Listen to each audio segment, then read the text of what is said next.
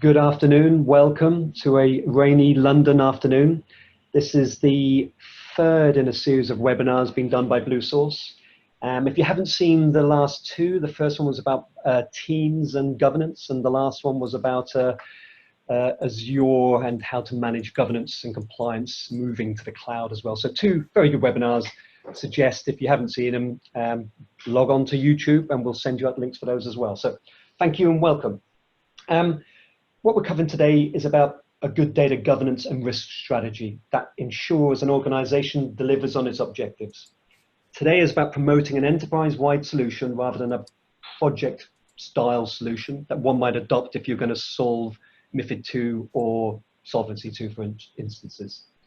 Our joint solution today enables organizations to know what data they have, where it is, who owns it, how's it secured, who uses it, how's it updated, how is it deleted? How are they compliant with all applicable regulations? Also, have they clear policies and procedures around how these components are managed and ownership assigned to the right people to ensure the governance strategy supports that our organization's objectives? So with me today, I've got Jerry Joyce and Dave Scott. Jerry, risk management expert. Jerry co-founded CalcuRisk, developers of risk compliance and management software, and is responsible for product development. He is chairman of the Irish Risk Management Standards Consultative Committee and represents Ireland on the ISO Risk Management Technical Committee. For the past 15 years, Jared has been studying, engaging in, writing about the management of risk. He's worked with financial institutions, public sector, and industry to develop tools and techniques that better manages risk on an ongoing basis. So welcome, Jerry. And we won't talk about rugby today, I'll hasten to add. You'll talk about all the other parts of it, so good. We also have Dave Scott from Veritas, Director of Product Management. Dave is an experienced group product manager from Veritas and Symantec, where Dave developed for both on-premise software and SaaS services. Specializations include data governance, regulatory compliance, e-discovery, archiving, enterprise messaging, and content security. With over 25 years experience meeting customer development requirements means that Dave is well versed to understand current issues and how to solve these through the continued product development. And you have myself, John Ford, Sales Director here at BlueSource. I've been supporting customers probably longer than I remember around the management of data, working with partners in the partner world as well as large vendors such as Microsoft, Symantec, and when it's split into Veritas. But what I see with all these large vendors is that they need the ability to help fill those smaller gaps in their solutions. And that's where the likes of BlueSource comes into it. So welcome. We'll take some, if you have any queries or questions, please email them over to us as well. We'll keep this short and sweet. It's a bit of a rainy, wet Wednesday where we are. So hopefully you'll enjoy what we're going to talk about today. So I've just discussed around introductions. So I'm going to spend a bit of time talking about the common challenges we're hearing from our clients. I think a few of you are on the phone as well, and that data governance journey. We're going to talk about, I'm going to pass over to Jerry, who's going to give us that view of the risk-based approach, how organizations benefit and how you can apply it. I'm going to pass over then to Dave, who's going to talk about the Veritas digital compliance world, that data capture and classification, monitoring and surveillance, good prep for litigation and managing those SARs, as well as flexible deployment to meet those requirements. And I'll attempt at the end to join up those dots as well. So, everyone on this call, ourselves included, we're all affected by this. We're affected by the complexity and that capture of that data at scale. We're all prone to the risk of that, whether it's a personal aspect, whether it's a professional, your job relies on it, or whether it's a business where if that data gets out into the wild, it has a reputational damage issue to it. But everyone's responsible for that. This is not just a CEO or head of compliance or risk. This is our people within our organizations. Everyone is a data guardian, and we've got to look at a culture shift as much as anything. But it does mean that there is opportunity. If we can, understand our organizational memory, if we can take value out of that data, that's where we're trying to get to as an organization, helping our customers. So I talked quickly about data governance and some of the challenges, some of the particular challenges we're hearing and seeing from our customers around visibility with the complexity of where we store data on-premise, cloud, hybrid, in the form of email, archives, IM, social. Our clients are struggling with the visibility of their data. That control, when you've little visibility of where your data is, what types of data are you keeping? Personal, confidential, finance, legal, HR? Then having control of this data is near impossible apart from real general terms. When trying to retrieve data for regulatory reasons or to get business value from this data, means that the process is fraught with pain. SARs are painful. Retrieval is costly, inefficient, and time-consuming. A lot of our customers don't know when to stop searching because they've little in the way of visibility or control for retrieval purposes. So organizations, from what we see, try and keep everything. Data review. Because of the other challenges we've just shown, data review becomes near impossible, as it's hard to confirm if you're reviewing all the correct data. So then we get into trying to understand the data governance journey. And again, I kind of want to make this more towards what we're seeing and hearing from our customers. So that journey, covers data governance, it covers exploration and classification, data risk management, policy enforcement. Our clients are reviewing all these areas, but we're not seeing any organizations follow a particular pattern. We're seeing compliance and security teams become much more involved with IT, and therefore we see some of our customers review their policy enforcement first, looking at how they monitor and manage their estate for the likes of DLP, for transit of data, or DLP with data at rest. They're reviewing that process first. But then we also see clients go back to the start. They're looking at data discovery. They want to know what data they have, what do they need access to, and who owns it. How can they take value from that data? How can they take value from digital memory that sits across file servers, SharePoint, Dropbox, cloud, archives, that sits in their organization, and now with the advent of cloud outside it. Basically, a lot of our customers are now picking up the hood and looking under the covers of what's going on with their data. Our clients are looking at reducing the amount of data they keep, and therefore understanding costs and value of data much more deeply. So our clients are on that journey, but they're not always starting at the beginning. At this stage, I'm going to pass over to Jerry. Good afternoon. And yes, to continue the journey, and indeed, John, the question is, where do you start? I hope to give you an idea of how to use a risk-based approach to begin that journey. I'm going to talk briefly on three topics. What is the risk-based approach? Because you'll find in a lot of the standards from ISO and from British standards, they refer to a risk-based approach, whatever the subject matter is. So I'll talk briefly about that. I'll talk briefly the benefits to the organization of this approach, and there are many. And then I'm going to apply it to a data governance and compliance context. A risk-based approach is basically trying to identify what are the biggest challenges and the biggest threats to the organization and tackling them first. And the starting point, and I think the starting point of the journey, is understanding the organization. John talked about data discovery. If you go back one step even before that and say, do you know your organization? Do you know where you're collecting the data? Do you know where it's stored? Do you know what it's being used for? Do you know how long you're keeping it? You need to understand the organization and the obligations of the organization before you start identifying risk. More about that in a moment. You need to understand the needs of the stakeholders, whether they're customers, partners, regulators, employees, and what obligations they put on you to manage and protect data. Risk is about achieving your objectives with greater certainty. So it's important that at the beginning you are clear on your objectives for the organization, or in this case, for data governance. Risk criteria and risk appetite. Think risk criteria as the yardstick for measuring risk. Be consistent in how you measure it. And the appetite is how far along that yardstick you're prepared to go to achieve your objectives.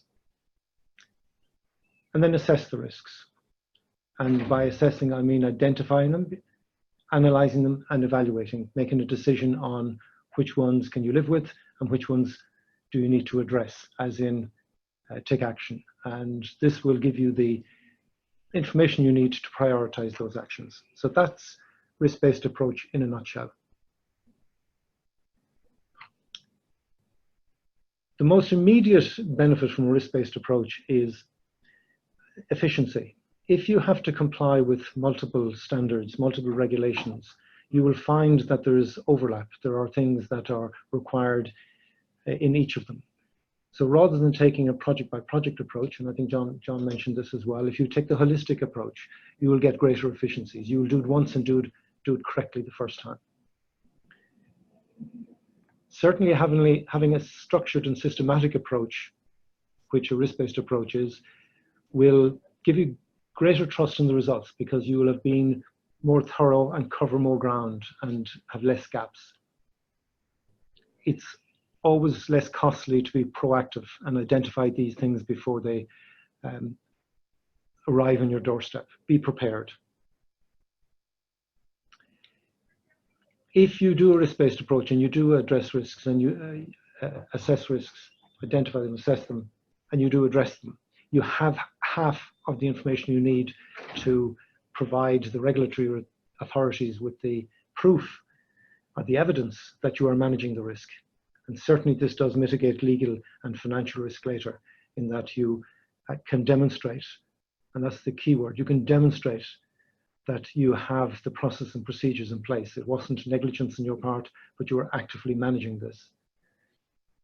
Now, we were seeing, and in about 6 weeks' time, there will be greater onus on senior managers to be able to attest as to the effectiveness of policies, in this case, data governance policies and procedures and controls. They will be held personally responsible. Having this approach will give you a lot of the evidence that you need to be able to confirm that you are doing what is required of you. John talked about responsibility in the organization, and everybody is a data guardian. Having this approach, you will identify the owners of the data assets, and they will be clear on their responsibilities for protecting them. So let's apply this now quickly to a data governance and compliance scenario. Understanding the organization. Understand what processes do you have in terms of collecting the data, in terms of storing it, in terms of using it, and maybe misusing it and avoiding that, but identifying those and storing it and backing it up and deleting it. You need to identify all of these processes and where they're happening. Identify your suppliers. Are you sharing the information with third parties? And have you examined their processes? The technology environment is just one part of it. You need certainly the technology to support your objectives. Have you got the correct environment? Geographically, where is it spread? Where are you storing the data? You need to understand your legal and regulatory requirements, and not just what the regulator says you have to do, but you will have contractual obligations with partners, with customers, where you have obligated yourself to do certain things. And you need to understand what the competition is doing, because if they're first movers and using new techniques or disruptive technology, it might change what you're doing. Identify your stakeholders, who they are and what their needs are. We've covered that. This is a sample of objectives. This is what you will be aiming to achieve. And this will help you focus on your risk management efforts. It's all about the objectives. It's about achieving those objectives, and risk management is about reducing the uncertainty around achieving the objectives. The first step in risk management is a risk assessment, and that comprises of 3 steps. Identify the risks, because risks you haven't identified are risks you're carrying unwittingly. Now, I'm just showing 2 here, but under data governance, it could probably list up 20. You know, are you collecting more information than you need? Are you using it for purposes that you didn't disclose? There are a lot of sub-risks under the data governance, but identify the risks and identify the owners of these risks and the controls that need to be in place. That's the analysis. What controls are in place? Are there gaps? Are the controls that are in place, are they actually working effectively? Do you need to improve them? And when you understand the level of risk, then you make a decision whether this risk is acceptable. Can you live with that, or do you need to improve the controls or add additional controls? When you do a risk assessment and you have your list of risks, automatically what will bubble to the top is the largest risk. And that gives you the priority automatically for treatment or for action to address the risk. Especially any risks that are outside your appetite. If you're using a 5x5 matrix and you set your appetite nominally, I like to set it along 2 axes, not just as a multiplier, not just saying anything in double digits I will address, but even a risk that is a 5 in consequence and 1 in likelihood, often the least well-managed risks, but could wipe you out overnight. So prioritize your action. I know some of you are seasoned risk management people, but for maybe people starting the journey, there are many techniques for identifying and assessing risk, analyzing risk. The bow tie method is a simple one to explain the principles.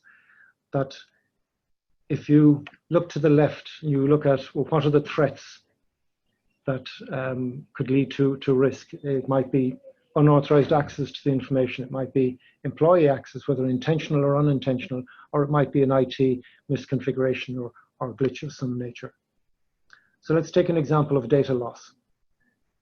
And when you understand the threats, then you need to put some controls in place, like policies and procedures, and train the people in awareness and practices that they should engage in. You need to check that the policies and procedures are being followed. You need the technology to prevent intrusion, to back up the data, to archive it, so if you do lose it, you have a copy. And of course, you need strong access controls. Probably in my experience, the one thing that people do too little of is data classification. If you're treating all information exactly the same level of importance, then that's not good enough. It's not good enough for the really sensitive information, whether that be customer information, employee information, intellectual property, the family jewels, the secrets for the organization. Apply the appropriate level of protection. The next step in risk management, I guess, is detection. How do you know if you've got a data loss or a data breach? Is it when customers tell you, or your service seems to be impacted in some way? Or is it when the credit card company calls you and says that they have a correlation of fraud with doing business with your company? I would say keep your ears open and take action. If somebody is telling you they see a correlation, take it seriously. Again, where people often fall down is lack of a response plan. They only start thinking about how they're going to react when they have a data loss. You need to be proactive for many reasons. You need to understand how you're going to assess the impact on privacy for your customers or for your employees, and you need to be prepared to notify the regulator. And it will happen again. So review your controls and document the action, and don't be caught a second time with the same mistake. Very briefly, this is the part that we play in the puzzle in risk assessment, in risk management and compliance management. Happy to talk in future. But in conclusion, I would say that a risk management approach is probably being driven by regulatory requirements, but it's actually good for your business anyway. And when you apply the principles of risk management, you will find that you will identify gaps that you may not have been aware of, and will lower the risk to your data. Certainly the formalized process does address weaknesses, and in the long term, it reduces the cost of damage to your reputation, the cost of data loss. It will tell you where you should prioritize your actions to address those gaps. I'm now going to hand back to John. Thank you. I'm going to pass over to Dave now, who's going to give us the Veritas side of it. Okay, thanks, John. Thank you, Dave. Thank you, Joe. Okay. Hopefully I'm sharing now. All right, thanks, John. So I'll go into kind of how Veritas meets the same needs. So kind of similar to what was already said, we're hearing from our customers just an increasing number of regulations, increasing number of challenges on legal and compliance officers, and this is definitely started with GDPR. Well, actually started even before that with financial service companies and some of the regulations they had to face. GDPR has really led to similar regulations in other countries. We're now even starting to see that in the States with the California Consumer Privacy Act and other similar regulations. So a lot more challenges facing legal and compliance officers. Now, and there's also a real cost to not meeting these challenges, not doing anything. We're finally starting to see GDPR fines hit major companies. Google was hit with a $57 million fine, Marriott, British Airways with $228 million. Very large fines going after very large companies. And generally, they start with the very large companies and then start going after smaller companies over time. But it does show that GDPR has some teeth, and it does show that there are some realistically there are some big fines that could come if you don't comply with the regulation. Similarly, with MiFID II, probably top of mind for a lot of financial companies in Europe, we're starting to see big fines there as well for non-compliance or inability to capture all of your content, all of your communications between brokers and then customers. Again, big fines, Goldman Sachs, 45 million, UBS, 27 million, mainly for non-compliance, not capturing all of those communications. And then finally, just in general, more of a general term, if you are not using tools to accelerate SARS responses, FOIA responses, and litigation response, you're wasting a lot of money and it becomes more of a fire drill. 90% of e-discovery costs are when you get to the human review part of the equation. If you can reduce the amount of content that human reviewer needs to sort through other means, whether it's analytics or metadata filtering or other forms, you can save huge amounts of money. So what are the main challenges? Well, really it comes down, we look at it in terms of visibility, supervision, and discovery. Visibility meaning that you need to be able to classify and understand all your content. You need to know what you have. You need to know where that content resides. Can you find content quickly in the event of a subject access request or a right to be forgotten or just a litigation request? Can you find every scrap of evidence that proves your innocence in a lawsuit case? Under supervision, are you able to meet those requirements like MiFID II? Are you capturing all content? Are you capturing all broker-dealer communications? And then discovery, it really comes down to the speed at which you can respond and the amount of money you can save. Are you prepared for litigation? Is it a fire drill? I can remember early in my career, I worked for a company that was sued, and we had to actually copy our email and send it off to the lawyers because we didn't have a tool to collect.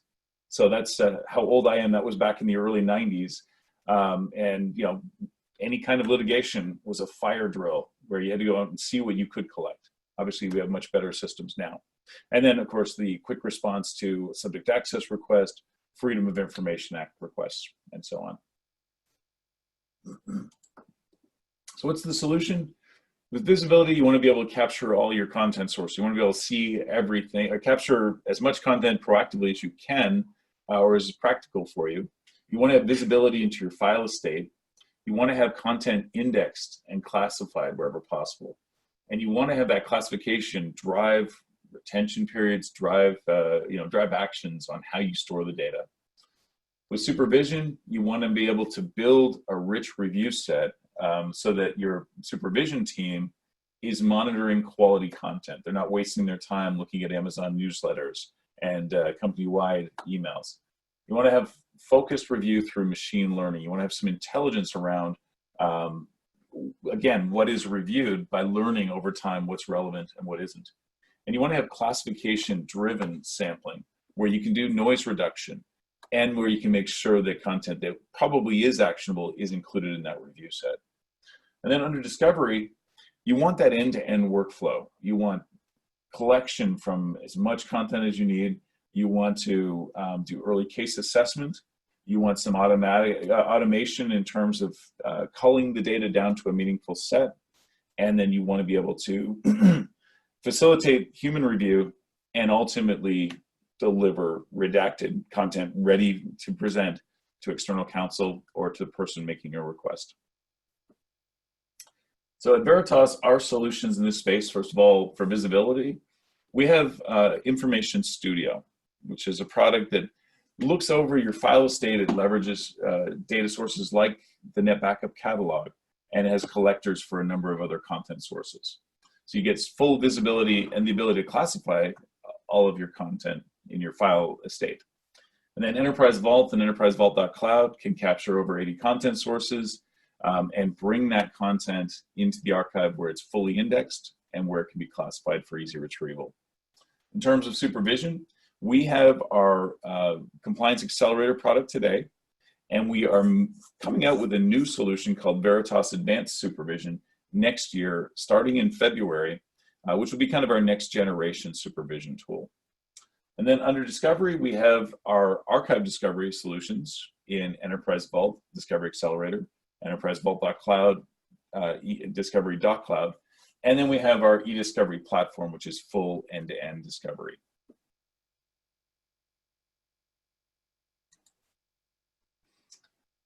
One of the other advantages of the Veritas offerings when it comes to archives is we are very flexible in how we can deploy that solution. So we are really, we've been the market leader for 20 plus years in terms of archiving. We still are investing heavily in our on-premise solution. But that on-premise solution can be deployed virtually. You can use VMware. We're fully supporting that. And we also can provide a hybrid environment where you have Enterprise Vault on-premise, but you can move content to the cloud using secondary storage. Now, longer term, we are looking at even adding primary storage as an option there from an on-premise environment. But we also provide the ability to self-manage in the cloud. We've got a number of customers that have moved Enterprise Vault fully into their own Azure tenant, into AWS, Google, IBM, fully supported. We offer Enterprise Vault in a hosted environment as well. Again, using, this is in Azure, and this is through BlueSource, where they have a service they call EV24/7, and they can fully host Enterprise Vault in the cloud as well, and as well as providing proactive maintenance and upgrades and so on. So they really manage the solution for you. And then finally, we have our EV.cloud solution, which is our fully managed SaaS solution, sold on a per user per month basis, and completely managed environment as well. So flexible deployment is definitely one of our key advantages.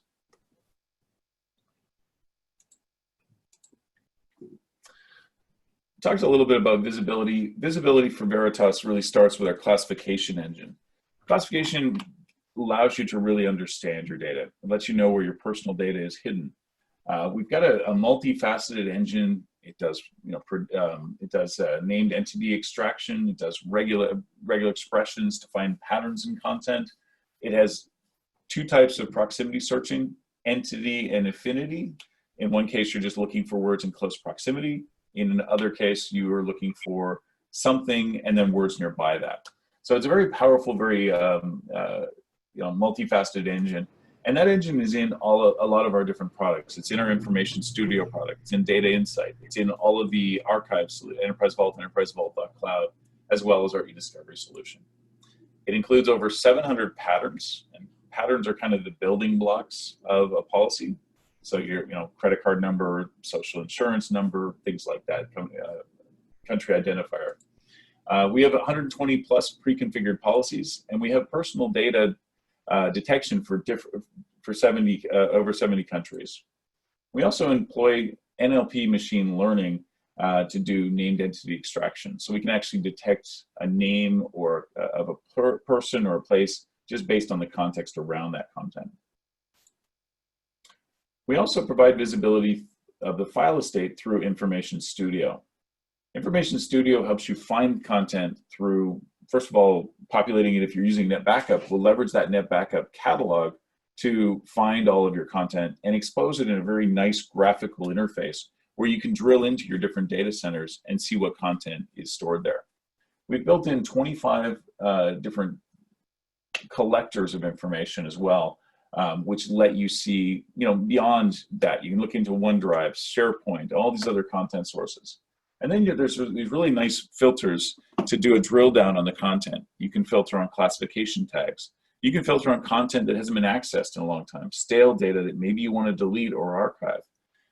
We have the ability to filter on last modified date, all kinds of metadata values, even individual people within your company, which can be very useful for a subject access request. And here's just some of the content sources that we provide in the cloud. We've got things like Amazon S3, Box Enterprise, SharePoint Online, G Suite, and so on, and OneDrive as well. And then on-premise, we have, as I said, the NetBackup catalog, which is really useful if you're using NetBackup to back up your content. Instantly, you've got visibility to all of the content that NetBackup captures. So it's a great way of kind of getting visibility into where your data resides. Is it properly secure? Is there content that maybe you could get rid of because it's stale, or people that own the content are no longer with the company? Also have visibility in our archives. I mentioned before that we capture over 80 different content sources, communications, files, social media. We can even OCR and index content. If you have content coming in on a fax machine, you can stream it directly to the archive via SMTP, and we'll essentially journal that content and OCR it, fully index it, and classify it. So once we have the content in the archive, we can, again, fully index the content. We index, I think, over 400 different file types, and we can classify that content as well. Once we understand the content, we can decide whether we keep it in the archive or discard it. We can locate your sensitive data, your PII, your personal identifiable information, your personal data, and mark it so that it's easy to find when it comes time to do a discovery. We can send content into supervision review or exclude it from supervision review depending on the tag that's applied to the content. And then finally, we can choose how you store the content. We can choose the storage partition based on classification. And today that's just primary storage, which means worm storage or non-worm storage and so on. Today we only support cloud as secondary storage, but longer term we have aspirations to have cloud being a primary store as well. So you could direct content to the cloud based on the classification. We provide very advanced supervision, which gives you insight into business behavior. And this can help you have a better understanding. Are people complying with HR policies? Are your broker-dealers complying with regulations faced under MiFID II? You can sample a subset of content on a daily basis and understand what your users are doing. And again, that can be a very rich supervision stream by leveraging classification, by leveraging our machine learning capabilities. We do have the ability to learn over time based on what reviewers deem to be relevant or irrelevant, and we will pre-populate what we think is going to be relevant or irrelevant so the reviewers can get to that important content fast. This is very useful for oversight, meeting MiFID II. It's useful for observation of your users. Maybe you have a call center and you want to keep a close watch on how they're interacting with customers. It's useful for HR policy enforcement, monitoring users, ensuring a safe work environment, looking for harassment and that type of thing. And then finally, for ongoing investigations, maybe you're monitoring a certain person within the company.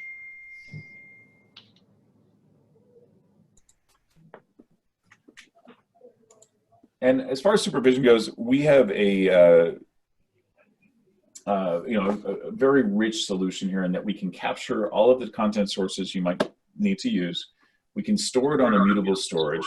We take a journal stream, and you have the option of storing it to worm storage or just standard storage, up to you. But we have that separate stream of content coming from, if it's Office 365, there's no ability for end users to delete content. It comes to the archive. We can build a rich sample set. I mentioned the idea of machine learning, our intelligent review feature, and also classification driving what gets into the review. We have a very streamlined workflow where you can very quickly, as a reviewer, stamp a message as being relevant or irrelevant. You can export the content based on markings, and there's hit highlighting to show keywords and phrases that indicate that items might be relevant. And we take you through that. You can hit next, next, next, and see every instance of a hot word or hot word phrase that is relevant. And then finally, we have a feedback loop. We have reports that help you decide what hot words are working and not working, what classification policies are working and triggering, and you can use that to refine your process. For discovery, I mentioned before, we really have 3 different solutions. We are working to kind of continue to expand on these, and eDiscovery Platform is our end-to-end solution. Discovery Accelerator and Discovery.Cloud are our archive-based discovery solutions. You can use this for quick search and export, which is really more the archive discovery use case. But if you're really trying to meet the needs of FOIA, SARS, or GDPR, you probably want more of our end-to-end discovery because it helps you find that content incredibly quickly, especially if you've already captured the content into the archive. If you're capturing all your communications into Enterprise Vault, you've got it indexed and classified, it's very, very easy to then pull that into eDiscovery Platform and get to the relevant content very quickly. It can be used for, obviously, litigation discovery and also internal investigations. And just to highlight the different types of discovery, so archive discovery is really capturing all the content into an archive, compressing, single instancing, but indexing all of that content and classifying it. And then you can use Discovery Accelerator or Discovery.Cloud to quickly sort through, filter based on metadata, filter based on classification tags, place content on legal hold so that it's protected, and export relevant content. So you're sort of boiling it down and making it available maybe to a downstream tool or possibly making it available directly to external counsel. So the advantages really are you've got proactive collection into the archive. There's no fire drill. The content is already stored in the archive. You've got efficient legal hold. You can turn on, capture, preserve content right away. And very quick search and export because it's fully indexed. Now with our eDiscovery platform, this is more of end-to-end discovery. And this lets you not only capture from Enterprise Vault and Enterprise Vault.Cloud, you can still leverage that idea of proactively capturing, but you can also directly capture from all these other sources. So it's a combination of both proactive and reactive collection. Once it comes into eDiscovery platform, we filter content based on classification tags, filter based on metadata values. We do culling, denesting, deduping. We filter by file type and date and so on. And then we use predictive coding and discussion threads, and we basically make it we facilitate very quick review of all that content. And then once you've done that, we help you produce the content relevant to a given subject access request or discovery request, and even go as far as to do bulk redaction with pre-configured redaction codes so that you can hide content that's sensitive and not relevant to the request very easily. So it's a complete end-to-end solution and a lot more, provides an efficient response to those requests. So that at a very high level is the Veritas digital compliance portfolio and kind of how we help you manage risk and ensure compliance. Hi, Dave, that's fantastic. Thank you very much for that. And yourself and Jerry, I know you covered a lot there. If you could stop sharing, Dave, I can then drop in as well. So, but thank you for that. Jerry as well, thank you. So,